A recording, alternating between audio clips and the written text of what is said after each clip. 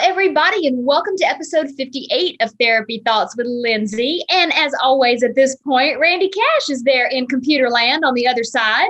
Hey, what's up? Not a whole lot. Why does it always crack me up when you do the hey? I don't know, because I've been doing it like forever. Pretty much. I mean, we're coming up on man, have I almost known you for 7 years? Is that for real? Something to that effect. Creeping up That's on a crazy. decade.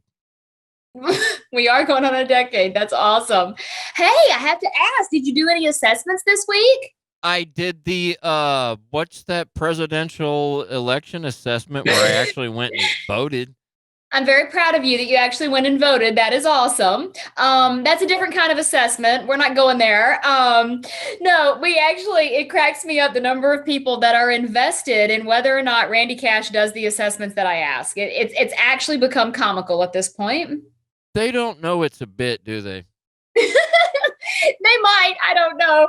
I'm not, sometimes my brain forgets. Because, see, yes, I think it's funny, but I also really want to know, what are all of your things? I don't want to know. We don't need to know that, do we? That could be bad for me. Why don't we need to know that?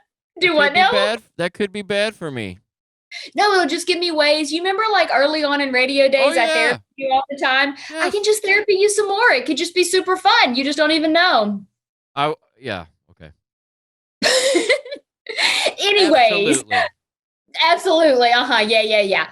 We are still in the midst of the 5 love languages discussion, which is really just a deep dive into understanding more about how the different languages show up, what they are, and also trying to give some overlap understanding of it. It's very possible that not only do you have more than one way that you give and receive love, but there's a lot of overlap between the different types. So for this experience, I want us to focus on how physical touch shows up. Because here's the thing, right?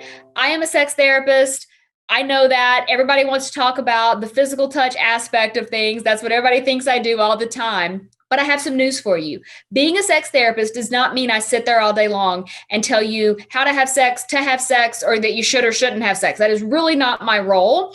And when we talk about love languages as, like the physical touch element, I'm not actually talking about sex. I am talking about non-sexual physical touching that you can do to make your partner feel loved and cared for. That's what I'm doing. Yeah, it doesn't. People get that physical word within their relationship always confused with sex, and it's not always it, man. There's more to There's a lot to say about communicating via touch. I mean, when we see each other, we give each other a big hug, right? And we don't necessarily say anything, but we are communicating that way, right? Would you agree? Absolutely.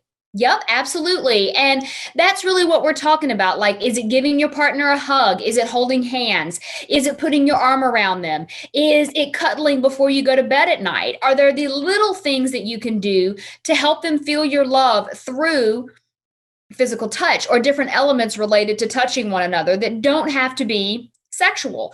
Now, of course, yes, I'm a sex therapist. I have nothing wrong with it turning into a sexual encounter, but it doesn't need to feel like pressure. Because I will tell you that there is a direct correlation between how much pressure someone feels to perform sexually and how likely or unlikely it is that they're going to feel desire to do those activities. So if you stop connecting physical touch to sexual requirements, it actually does turn the pressure element way down. And it's a lot more likely to bond the two of you together in ways that don't feel like pressure and requirements and obligation, because we don't want to go down that path. Now, there's what I would call, the whole idea of foreplay, right? Okay, there's what I call 3-play, which is a step before the foreplay. So if you want to incorporate physical touch with a little bit more oomph behind it, you could do a full body massage. You could take a bubble bath together and scrub each other's back. You could do a back scratch. You could do some sort of foot hand massage combo thing. I'm not saying that you can't let it lead to something else, but I'm just asking you not to put the pressure on your partner that, because I'm touching you, now that must mean that we get to go be sexual, because that may not actually be serving the greater good of both people or the relationship at that point. Even with communication, for instance, if I'm talking with one of my kids or my girlfriend, like I might put my hand on their knee or their shoulder or something when I'm saying something to them I really Mhm. want them to pay attention to, especially with my kids. It's a Mhm. way to for them, I think, to like kind of stop and pay attention just a little bit more.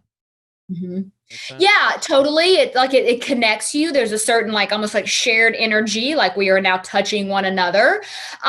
It's also a way I think to let someone, even without verbalization of any kind, to feel your love, to feel your presence, to know that you care about them. Because we don't necessarily go around just touching everybody. We might give a handshake or a fist bump to people. Well, maybe not right now because we're not supposed to be doing that. But in non pandemic times, um, we would do things like that, but that's a little different than actually communicating your loving feelings towards somebody using physical touch. It just is. And one more thing before we get off that whole like sex and pressure thing, I have this really funny example that I have permission from a client from years ago that they're like, you can use this if you need to show my point. Um, she was like, his love language is physical touch. Mine is more quality time. So when I get home from work, I really like to decompress. Maybe I give him a kiss on the cheek. Maybe I give him a hug because I know that's his love language. But I really just want to sit there and decompress. And she told a story that one day she came home from work. She kissed him on the cheek and kind of gave him like a really big hug from behind while he was cooking dinner.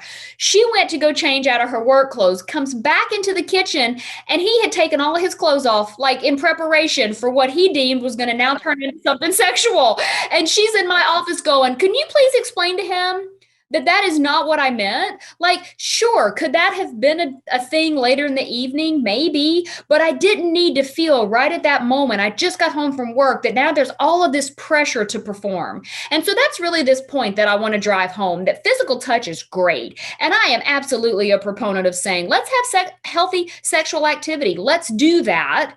But let's not do that and not just do general non demand, physical touch. I would think that person would know like his partner's routine. We were roommates for a little bit, and when I come Yeah. home from work, remember I just laid down on the floor, just want to be left alone for like 5 minutes, right? I just needed 5 minutes to decompress, right? And it's like forget about work and everything. We picked that up, about each other pretty quick. You would think somebody would pick up on that.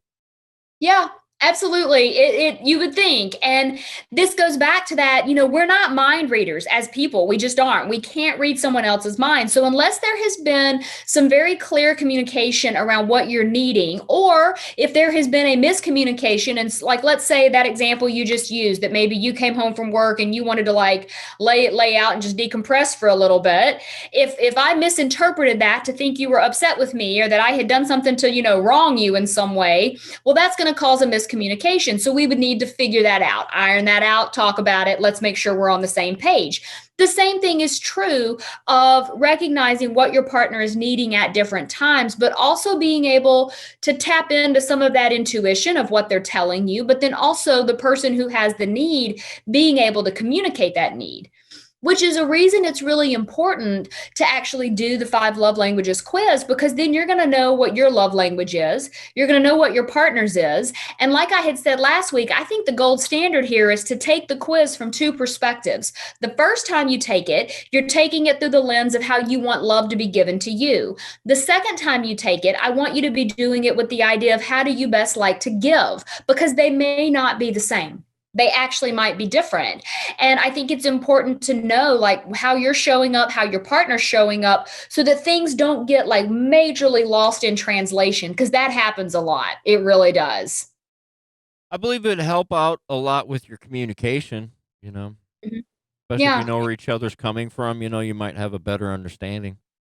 And it's really just one of many things that you can use. Prior to the love languages, we were talking about the attachment style quizzes, and that's another way that can kind of build an overlap with the love languages. Any of the tools I talk about, any of the techniques I talk about, they're intended to be kind of layered on top of each other and used as a combination of things, because no one assessment is going to give you all of the answers to all of the things. You're going to have to look at it from a multitude of angles. And I have even had people ask me, like, Lindsay, why do we have to talk about everything? Why can't we just, why can't we just exist? Why does everything have to be discussed? And it's like, well, going back to what I just said, we can't read someone else's mind. And if we've never talked about it or had a deep, meaningful discussion about where we're both showing up, we're likely to miss a whole bunch of stuff. And that's really where hurt feelings come in. And then people show up in my office or right now remotely, but they show up in my sphere because they're not on the same page and they don't feel like they can connect anymore. And it's gotten really toxic for whatever reason. And I don't want it to have to be that way. I think the more proactive you can be, the better. And the more that you can learn how to communicate about the things that matter in your relationship, the better. Really, really. Yeah, absolutely. Self-improvement's not easy. Take it from me, from my experience. It's not easy, but it's very rewarding. Just Mhm. like for my self-improvement and self-improvement within my relations is also not easy. It's not Mhm. supposed to be easy, I don't think. And those are the Yeah. ways, you got to keep away from that resentment thing because that's the killer. If you It's communicate, interesting that you bring that up. I'll give you a little preview. So, most people have heard about the five love languages, but I'm curious, have you ever heard about the five anger languages and the five apology languages? no, I've never heard of such a thing. It's like I don't want to say secondary to, but it's like an additional piece that we can sort of look at that says, so when I am upset, angry, resentful, frustrated, whatever it may be, how does that show up? And then when it comes time to actually reconnect and, maybe ask for forgiveness or say I'm sorry or whatever it may be, how does that show up? And so we're going to be digging into the five anger languages and the five apology languages more in the coming weeks. But again, all of these frameworks are intended to give you the best, what would I call it? The best blueprint that you can possibly have to actually get your relationship on a track where everybody's needs are being met, there aren't any hurt feelings, resentment doesn't build, and you can actually sort of do that skipping off into the sunset that I think a lot of times we romanticize and think is possible. But if you put these tools in place, it actually could be. It actually could happen. We were talking at the beginning of this here episode about coming up on our decade of knowing one Mm-hmm. another and talking Yeah. about the old days of therapizing Randy on the radio and all that Therapizing stuff. Randy on the radio is a lot of fun. I got to be honest. It is fun. I learned a lot, and the current relationship that I'm in now is the smoothest, easygoing relationship I've ever had because I do these things called courageous conversation, which turn into be just regular, easy conversation now. Um, Mhm. and I've avoided that resentment thing. Yeah. And I'm telling you, from all this stuff, just from hanging out with you, I've learned a lot, and it's made my life much better. So Do thanks. you have any idea how awesome that is? Like, because it's not like I sat there and was like, I'm going to make Randy a better person. I was just more like, you're not going to have a choice. I'm going to use you as a guinea pig. Let's therapize you. And you went with it. But just to know that you didn't do it just to appease me, that you actually embodied some of those things, that just makes my heart so happy. And yes, I love the fact that you mentioned that courageous conversation thing, because the way I look at it is this: you have the courageous conversation, you ensure that comprehension of that conversation is occurring. And then through that comprehension, you make actual lasting change that can allow you to build whatever you want in that relationship, because you develop a same team mentality where now you're building it together rather than building it individually and trying to get the other one to like come on your side, because that's not necessarily going to work all that well. Got to be honest and open. What's that? The truth will set you free. It will set you The free, truth. but freedom might not be what you think or expect it to be, if that Mhm. makes sense, because it wasn't exactly what Absolutely. I expected it to be. It's much better than what I expected it to be There you quite honest go. with you. Yeah. I think a lot of times we look at it through the lens of maybe it's not going to be what we want. We don't ever really think about, well, what if it actually builds better than what we think? You're better than what we want. And that's all I'm trying to do. The relationship of your dreams is possible, but it takes two people that are willing to work on these things that we've been talking about and we'll continue to talk about. I got lots of tools in this toolbox and I want to keep bringing them to you. Well, you can bring it to me on the Instagrams at R Cash Comedy. That's at R Cash Comedy, and in the radio business, we call that a transition. You're hilarious. Okay, so if you do want to follow along with anything I've got going on, go to lindsaywalden.com. That is where you're going to find pretty much everything that you're going to need, past blogs that I've written, past podcast episodes, all of the things. If you would rather connect with me on social media, you can do so on Facebook at Lindsay Walden Consulting. On Instagram, it's at This Is Lindsay Walden. Same goes for TikTok at This Is Lindsay Walden. And on Pinterest, it's Therapy Thoughts. Until next week, I do hope you keep living your best life and working to build that relationship of your dreams. We'll be back with more.